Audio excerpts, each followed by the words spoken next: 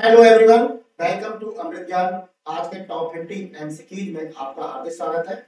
और आइए देखते हैं question number 1 is the unit of magnetic flux is. चुंबकीय फ्लक्स की इकाई क्या होती है? आइए बड़ा ऑप्शन देखते हैं। वेबर होता है, टेस्ला होता है, एम्पियर होता है, जूल होता है। तो इसमें बेटा हमें ये बताना है कि इसमें सही क्वेश्चन कौन सा होगा। ठीक है बेटा, तो यानी कि चुंबकीय फ्लक्स की बात हो रही है मेरे प्यारे बच्चों। किसकी बात हो रही है? चुंबकीय फ्लक्स की। तो चुंबकीय फ्लक्स क्या है? जूल कार्य का मात्रक होता है, ऊर्जा का मात्रक होता है, एम्पियर धारा होती है, टेस्ला चुंबकीय क्षेत्र की तीव्रता होती है मेरे प्यारे बच्चों। टेस्ला क्या होता है? चुंबकीय क्षेत्र की तीव्रता। और वेबर हमारा क्या हो गया? चुंबकीय फ्लक्स। ए इज द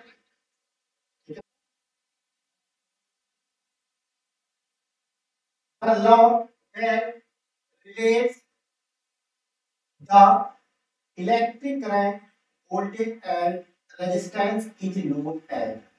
वह नियम जो विद्युत धारा, वोल्टेज और प्रतिरोध के बीच संबंध को बताता है, इसे क्या कहते हैं? बेटा यहाँ पर क्या क्या है कि विद्युत धारा यानी कि I, वोल्टेज हमारा V हो गया और प्रतिरोध यानी कि R हो गया। ठीक है बेटा, तो यहाँ पर जो हमारा आपने संबंध पढ़ा था V = I है, ये हमारा बेटा संबंध होता है। इसे हम ओम का नियम कहते हैं। ठीक है बेटा, क्या कहते हैं? ओम का नियम कहते हैं। तो ओ आइए ऑप्शन देख लेते हैं। सेकंड क्वेश्चन का Faraday's law, Gauss law, Coulomb law, Ohm's. तो बेटा ऑप्शन नंबर ए हमारा बिल्कुल राइट आंसर। ठीक है बेटा, next question is the frequency of A wave is the number of. एक तरंग की आवृत्ति कितनी होती है? यानी कि यहाँ पर एक तरंग की आवृत्ति की बात होती है।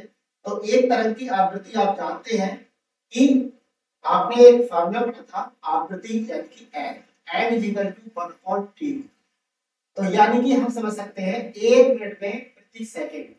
तो 1 मिनट में प्रति सेकंड आप समझ गए होंगे इस तरीके से। ऑप्शन क्या क्या है? तो प्रति सेकंड की बात हो रही है, प्रति सेकंड का मतलब आप देख लीजिए। Option number A complete cycles पर सेकंड। कंप्लीट वेव्स पर मिनट नहीं, वेव नहीं होता बेटा, यहाँ पर बिल्कुल साइकिल होती है। तो ये रॉन्ग हो जाएगा। पर यूनिट नहीं, डिस्टेंस तो हो नहीं सकता, पर सेकंड वाइब्रेटिंग। तो बेटा ऑप्शन नंबर ए हमारा बिल्कुल राइट आंसर है। ए कंप्लीट साइकिल्स पर सेकंड। नेक्स्ट क्वेश्चन, आइए नेक्स्ट देखते हैं।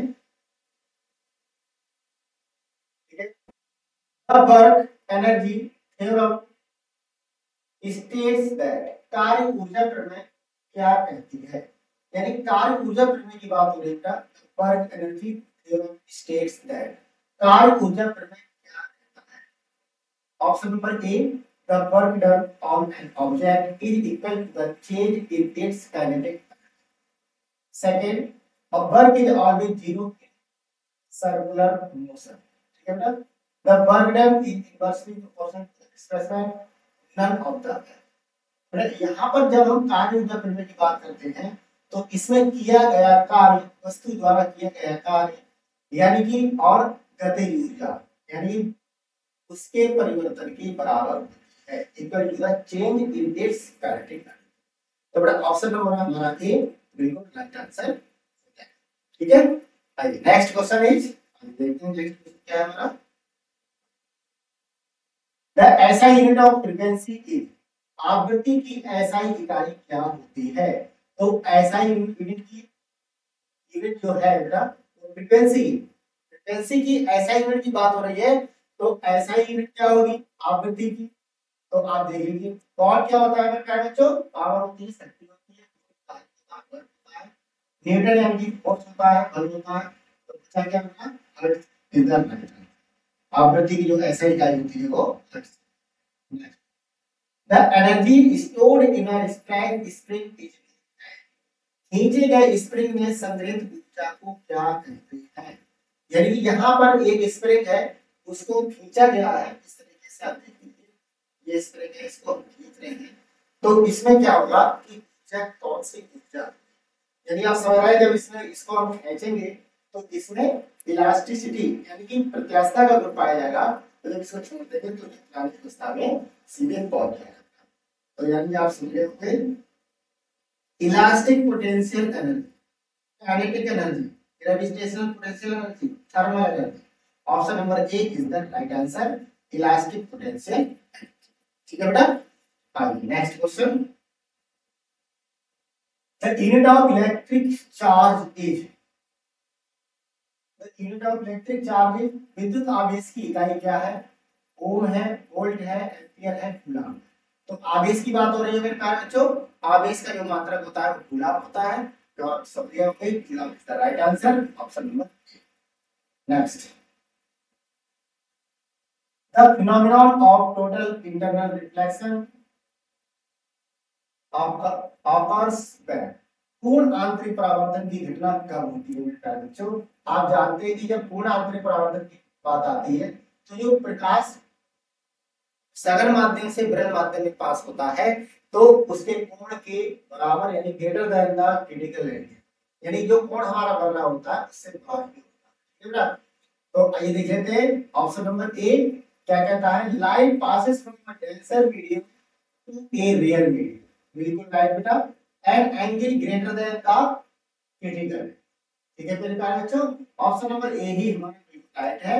और इससे हम कहेंगे कि जो पूरा आंतरिक परावर्तन की घटना होती है वो light passes from a denser medium to a rare. ठीक है मेरे बच्चों, next question is, the force that acts between two charged bodies is given by, दो आवेशित पिंडों के बीच के गतिशील बल को क्या कहते हैं? यानी कि यहाँ पर दो पिंडों के बीच आवेशित पिंड है, आवेश की बात हो रही है, यानी Q1 Q2, यानी इस तरीके से जो आवेश है वो आवेश क्या हो रहा है मेरे प्यारे बच्चों, उनके बीच कोई बल लग रहा है। तो हमने आपको बताया था जो कूलॉम का नियम कहता है वो F फिजिकल टू के Q1।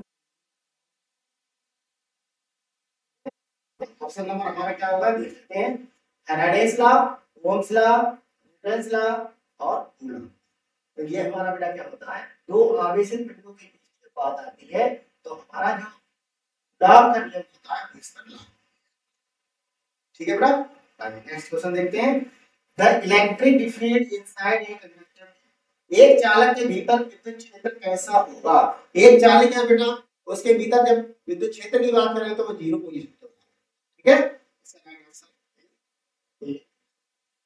जीरो आंसर इसका। ठीक है बेटा, next, the temperature at which the value of A gas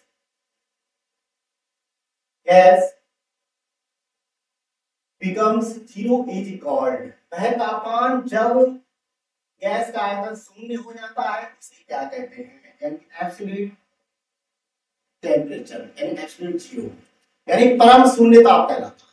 वह तापमान जब गैस का आयतन शून्य हो जाए तो उसे परम गैस परम शून्य ताप कहते हैं बेटा, absolute zero. Critical temperature boiling point, freezing point, option number A is the right. Next, the kinetic energy of the body is, एक शरीर की गतिज ऊर्जा को किससे दिया जाता है? यानी गतिज ऊर्जा की बात हो रही है, गतिज ऊर्जा का फॉर्मूला आप जानते हैं मेरे बच्चों, A E equal to half M V square, कहता है हाफ एम। तो यानी कि फॉर्मूला ऑप्शन नंबर ए देखते हैं, half M V square M G H half M V square, option A is the right answer, half M.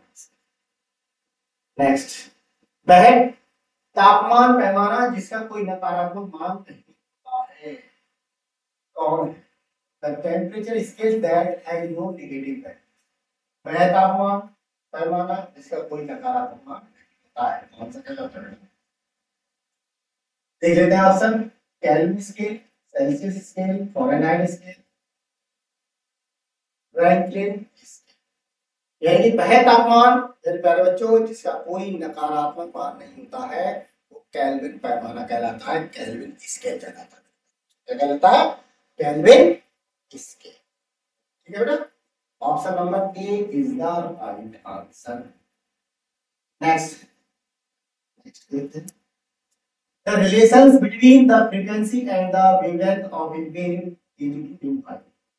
यानी कि एक तरंग की आवृत्ति और तरंग दैर्ध्य की बात हो रही है। आवृत्ति एफ हो गया, लैम्डा हो गया तरंग दैर्ध्य, और किससे दिया जाता है, एक तरंग की आवृत्ति के बीच संबंध तो बी बराबर है। ये बी इक्वल टू होता है एफ लैम्डा। ये लैम्डा का क्या होता है, तरंग दैर्ध्य होती है, एफ आवृत्ति होती है। ठीक है बेटा, तो इसका option number A is the magnetic field around a current carrying wire is. धारा प्रवाहित तार के चारों ओर ऐसा होता है। जब आपको पता है बेटा एक तार है, इसके चारों ओर जो चुंबकीय क्षेत्र होगा उससे सर्कुलर होगा मेरे प्यारे बच्चों। Option number A is the right, है ना। कैसा होगा बेटा, सर्कुलर। नेक्स्ट क्वेश्चन देखते हैं। The electric potential at a point is defined as एक बिंदु पर विद्युत संभावना को किससे परिभाषित किया जाता है। एक बिंदु पर विद्युत संभावना यानी कि इलेक्ट्रिक पोटेंशियल विद्युत विभव एक point is defined। The work done in bringing a unit charge from infinity to that point। Option number A is the right answer. विद्युत विभव की परिभाषा क्या होती है मेरे प्यारे बच्चों, जब हम किसी आवेश को अनंत से विद्युत क्षेत्र के अंदर ला रहे हैं तो उसमें जो किया गया कार्य होता है बेटा वो क्या होता है, इलेक्ट्रिक पोटेंशियल। क्या बेटा, next. The potential energy of an object at a high given point. यहां पर मेरे प्यारे बच्चों पोटेंशियल एनर्जी की बात हो रही है। पीई इक्वल टू आप जानते हैं एनर्जी एच, राइट, यानी कि एच की ग्रेविटी एम मास होता है। Option number A option match कर रहा है। A MGH E half M V square और X square M. Option number A is the right answer. The critical angle for total internal reflection depends on पूर्ण आंतरिक परावर्तन के लिए आलोचनात्मक कोण किस पर निर्भर करता है। अभी हमने बताया था कि बेटा refractive index of the beam. Option number A is the right. Next, the law that describes the relationship between voltage current and resistance is known as। वह नियम जो वोल्टेज धारा और प्रतिरोध के बीच संबंध को बताता है क्या कहते हैं बेटा, अभी हमने पढ़ा था वोल्टेज यानी कि V हो गया, I R हो गया। तो इसमें जो संबंध आता है ये ओम के नियम के अनुसार, नियम के अनुसार होता है, ओम के नियम के अनुसार। ओम ने क्या बताया था कि वोल्टेज धारा और प्रतिरोध के बीच को संबंध को स्थापित कर दीजिए तो हमारा ओम का नियम। Option number A is the next. Next question देखते हैं। The phenomenon of diffraction occurs when.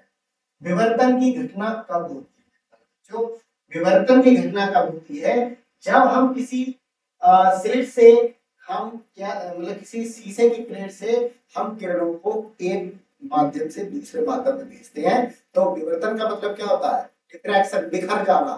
तो किरणें क्या होती है, लगी हुई है।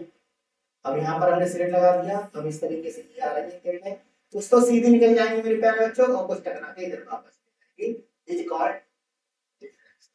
ठीक है, देख लेते हैं option number A. Wave passes through a narrow, देखो ये नैरो स्लिट लगी हुई है अराउंड एन ऑब्स्टेकल। ठीक है बेटा, option number A is the right. The focal length of in concave lens. अवतल लेंस की फोकल लंबाई क्या होती है। अवतल लेंस की जो बेटा फोकल लंबाई होती है, यानी कि अवतल लेंस की बात हो रही है। कौन सी लेंस की बात हो रही है, अवतल लेंस। हमने आपको बताया था। तो अवतल लेंस में क्या होता है मेरे प्यारे बच्चों, इस तरीके से ये अवतल लेंस।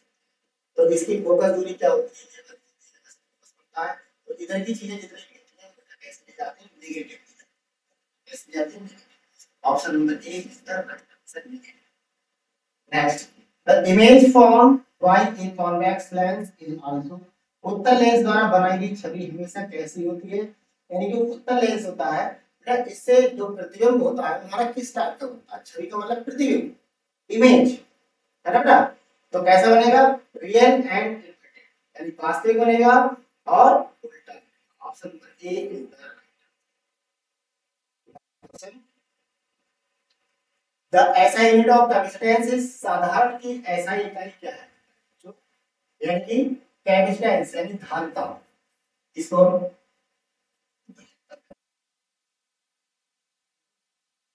फैराड होता है, कूलम होता है, एम्पीयर होता है, ohm. Option number A is the centre of curvature of the concave.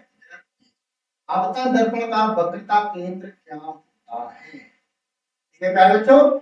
In front of the mirror, behind the mirror, at the focus, at the pole of the mirror. Option A is the answer, in front of the mirror. Next question. The force of gravity acting on an object is called. एक वस्तु पर कार्य कर रहे गुरुत्वाकर्षण बल क्या, एक वस्तु पर बेटा जो कार्य कर रहा है उसका गुरुत्वाकर्षण बल होगा वो क्या कहलाता है, भार कहलाता है, क्या कहलाता है, वेग। Option number A is the, ठीक है। The gravitational potential, potential energy, स्थितिज ऊर्जा of an object at high at, यानी कि एच ऊंचाई पर जो पोटेंशियल एनर्जी होगी उसका फार्मूला क्या होता है, आप पढ़ चुके हैं, mgh होता है, क्या होता है, पोटेंशियल। ऑप्शन नंबर देख लेते हैं, mgh होता है, आप स्क्वायर होता है, mg होता है, आप के x square. Option number A is the right, ठीक है बेटा। Next question is the rate at which work is done is called. कार्य करने की दर को क्या कहते हैं, आपको पता है जो कार्य करने की जो दर होती है उसको हम क्या कहते हैं, पावर कहते हैं, शक्ति कहते हैं, क्या कहते हैं, शक्ति, क्या कहते हैं, शक्ति, power. Option number A is the right answer, power. Option number A is the, the velocity of a body is always tangential its path, किसी शरीर की गति हमेशा उसकी पथ निकालती है। Option number A uniform circulation, B uniform motion, C projectile motion.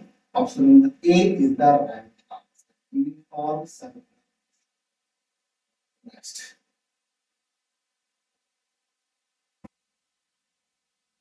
The unit of capacitance is, साधारण की इकाई क्या है ना। धारिता, कैपेसिटेंस का मतलब होता है धारिता, धारिता की इकाई क्या होती है, मात्रक क्या होता है, अभी। Next question, the focal length of a convex lens, अभी हमने फोकल लेंथ की बात की थी, यानी कॉन्केव लेंस की। अब यहाँ पर बेटा क्या है, कॉन्वेक्स लेंस है, कॉन्वेक्स लेंस को कहते हैं, तो उत्तल लेंस में क्या होगा बेटा, पॉजिटिव।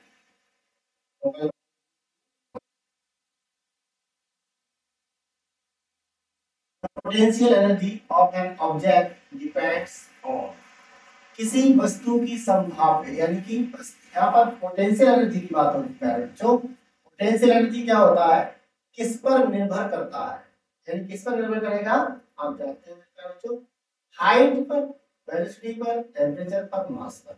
आप जानते हैं कि एमपीएच क्या होता है, फार्मूला होता है। अब आप देख लीजिए, इसमें क्या है, हाइट है, हाइट मेरा क्या है, बिल्कुल है, वेलोसिटी है, भी नहीं है, टेम्परेचर भी है, नहीं है, मास है। अब ये पूछ रहा है कि वस्तु की संभाव्य ऊर्जा किस पर निर्भर करती है, height and length. Option number A is the, ठीक है। And next question is the frequency of A wave is, एक तरंग की आवृत्ति क्या होती है, यानी कि यहाँ पर तरंग की आवृत्ति की बात हो रही है, एक तरंग की आवृत्ति क्या होती है, आवृत्ति यानी कि फ्रीक्वेंसी, तो समझ गए होंगे। The number of complete cycle पर सेकंड, बताया था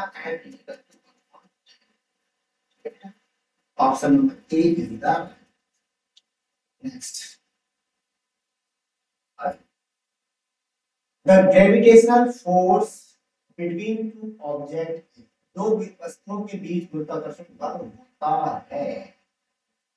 आपको बताया उत्तर बल की बात होती है तो हमारा जो फॉर्मूला निकल के आता है F equal to G m1 m upon r। आप इससे मैच कर लीजिए आंसर हमारा directly proportional to the product of their masses. बिल्कुल ये आप देख रहे हैं मास का product inversely proportional to the square of the distance. आप देख लीजिए square of the distance between the उनके बीच। बिल्कुल ऑप्शन नंबर ए ही हमारा बिल्कुल राइट हो जाएगा और आगे पढ़ने पहले बच्चों option number A is the right. Next question is the unit of electric potential difference is, यानी कि पोटेंशियल डिफरेंस विभवांतर, विद्युत विभवांतर की यहां पे बात हो रही है।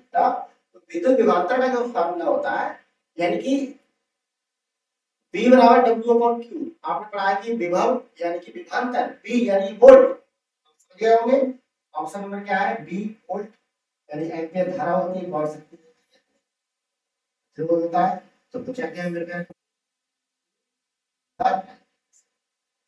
Next question the work done why a force is opposite positive बल द्वारा किया गया कार्य तब सकारात्मक होता है। कब होता है? The force and displacement are in the same direction, यानी कि बल और डिस्प्लेसमेंट अगर सेम दिशा में हो रहा है तो वहां पर बेटा कार्य होगा। तो यानी कि आप समझते हैं, यानी कि W is equal to L इन ये फार्मूला होता है।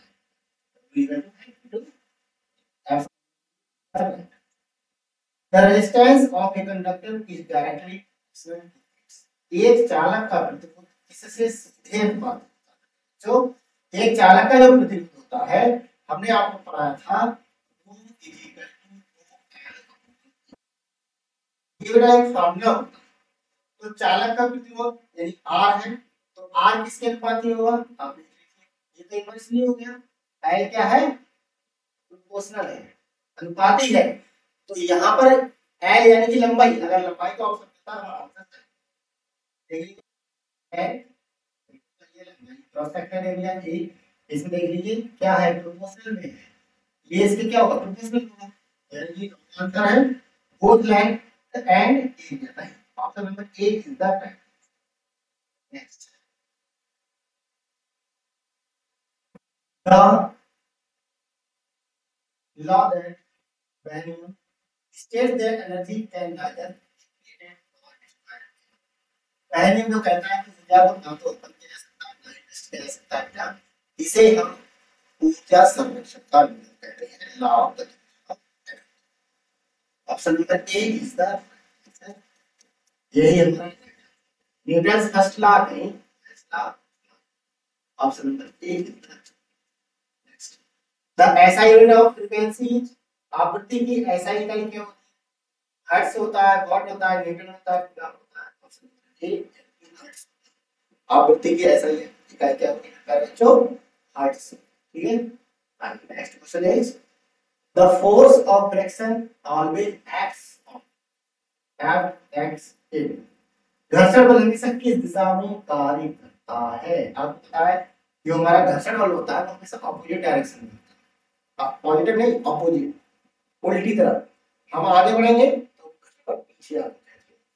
देख लेते हैं ऑप्शन नंबर ए क्या कहता है, the opposite direction of motion, same direction नहीं, परपेंडिकुलर लंबवत नहीं, अलाउ surface no. Option number A is the, ठीक है बेटा, option number A is the the distance traveled by a body under constant velocity is divided by एक शरीर द्वारा समान वेग से यात्रा की गई दूरी किससे दी जाती है? तो यानी कि आप समझिए यहाँ पर वेग और दूरी की बात है। तो वेग और दूरी यानी कि यहाँ पर जो ऑप्शन हमारा है वो है दूरी बराबर 4 गुणा समय। बिल्कुल दूरी का बेटा फार्मूला क्या होता है? दूरी बराबर होता है 4, दूरी बराबर 4 गुणे, ठीक है। तो ऑप्शन आप देख लीजिए, डी ये डी हो गया, 4 स्पीड हो गई, डी पर D. Option number A is the right. Next question is the frequency of A vibrating string is independent of. एक कंपनशील डोरी की आवृत्ति किससे संबंधित है? Tension in the string, length of the string, mass of the speed of the sound. यानी कि ध्वनि की चाल पर निर्भर करती है। अगर ये कंपनशील यानी वाइब्रेटिंग स्ट्रिंग लगी है, डोरी लगी हुई है, तो उसकी जो डोरी की आवृत्ति है मिलकर जो किस पर निर्भर करेगी? स्पीड ऑफ साउंड, ध्वनि की चाल। ठीक है, option number the temperature at which the container becomes, वह तापमान जब अणु की गतिज ऊर्जा शून्य हो जाती है, इससे पहले तो परम शून्य ताप के बराबर। ठीक है, absolute zero temperature. Option number A is the next question. The magnetic field produced by A current carrying conductor is. एक धारा प्रवाहित चालक द्वारा उत्पन्न चुंबकीय क्षेत्र होता है। एक धारा है, चालक द्वारा उत्पन्न चुंबकीय क्षेत्र होता है circular. Option number A is the right. The amount of heat required to raise the temperature of 1 kg of substance by degree heat. 1 kilogram पदार्थ का तापमान 1 डिग्री सेल्सियस बढ़ाने के लिए आवश्यक क्या है? आप समझ गए हैं? यानी कि इसमें स्पेसिफिक हीट ऑप्शन है। यानी कि अगर हम 1 किलोग्राम पदार्थ का तापमान 1 डिग्री सेल्सियस बढ़ा दें तो उसमें जो आवश्यक ऊष्मा की मात्रा होती है वो स्पेसिफिक हीट के बराबर।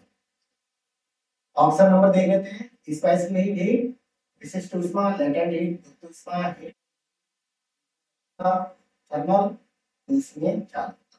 Option number A is the right. Next question. The velocity of a body is the rate of change of its, है ना? एक शरीर की गतिज ऊर्जा कितने परिवर्तन की दर होती है? अगर गति में परिवर्तन हो रहा है, गति में परिवर्तन की दर डिस्प्लेसमेंट यानी कि इसका वेग है, स्पीड चाल, वेलोसिटी वेग, एक्सीलरेशन त्वरण, है ना? तो option number A is next question. The refractive index of a medium, किसी माध्यम का अपवर्तनांक किससे दिया जाता है? The ratio of the speed of light. Option number A is the right answer.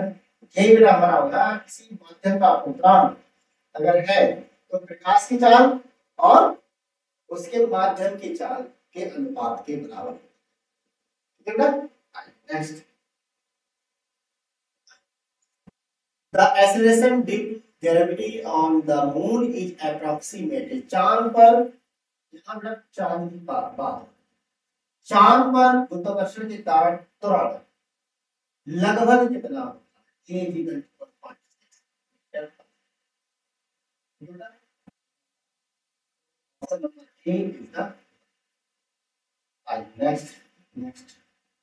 Next question. बस आज बेटा हमारे टॉप 50 में 47 क्वेश्चन ही सम्मिलित थे और आज का सेशन जो हमारा यही समाप्त होता है। और हमारी जो एमसीक्यूज टॉप 50 की जो श्रृंखला चल रही थी वो आज तक ही है और बाकी और किसी टॉपिक में आपको फिर मिलेंगे। तब तक के लिए जय हिंद, जय